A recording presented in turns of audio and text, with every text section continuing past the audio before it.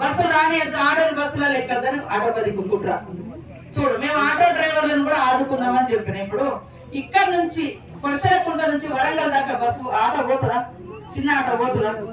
మరి దానికోసం మనం పెట్టినాం. ఉదాహరణకు వాళ్ళేమో ఆటోలలో రెచ్చగొడుతుంది. మరి లక్షల రూపాయలు, కోట్ల రూపాయలు ఉన్నోడు ఇట్లా 100 ఎకరాలు రైతుల పేరు మీద, రైతులు కాకుండా భూములు కొనుక్కొని పట్టాలు ఎక్కించుకొని వాళ్ళు రైతు బంధు పొందిండ్రు. పేదోళ్ళు ఎవరైనా అడ్డుకున్నారా? వాళ్ళను దున్నకున్నా, చేను లేకున్నా, రోడ్ అయినా, శ్మశాన వాటికైనా వాళ్ళు ఎక్కడో ఉండరు, ఇక్కడ ఎత్తుకున్నారు పైసలు. ఇక్కడ కళ్ళ ముంగట మీరు కష్టపడ్డా మీకు రూపాయి రానటువంటి పరిస్థితి వ్యవసాయదారులకు. కానీ ఈ రోజు ఆటోలను మహిళలు ఉచితంగా బస్సు ఎక్కుతారని వాళ్ళని టీఆర్ఎస్ పార్టీ రెచ్చగొడతా ఉంది. ఆటో సోదరులు కూడా అర్థం చేసుకోవాలి. అలా మీ కుటుంబంలో ఉంటారు ఎక్కటోళ్ళు. మనం ఇక్కడ నుంచి ఇక్కడ రామచంద్రపురం మల్లపల్లి వరకు నడుపుతాం, కానీ హైదరాబాద్ దాకా బస్సు ఫ్రీగా తీసుకుపోతారు.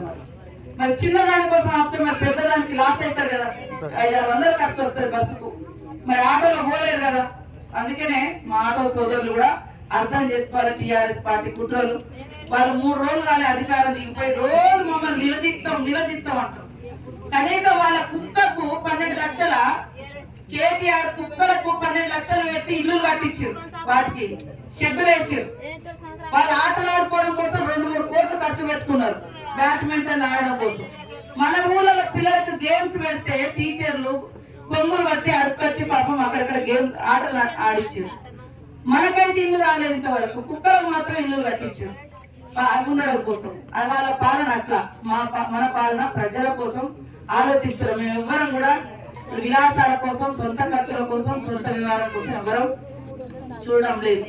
కాబట్టి మీరందరూ కూడా దయచేసి కాంగ్రెస్ పార్టీకి అవకాశం ఇచ్చినందుకు మీ అందరికీ ధన్యవాదాలు. అందరూ అధికారులు కూడా కష్టపడి పనిచేయండి, ఇష్టంతో పనిచేయండి.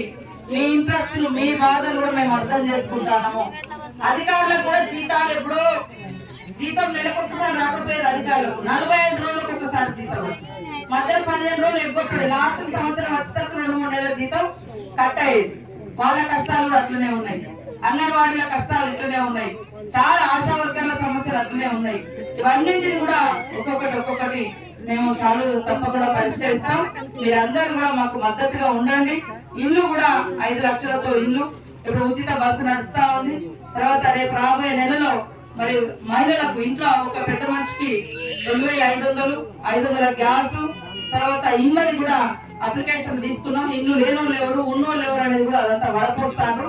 అది వచ్చిన తర్వాత తప్పకుండా ఇల్లు కూడా వస్తాయని తెలియజేస్తూ, పట్టాలు గాని, 2 పంటలకు నీళ్లు, ఇది ఏదైతే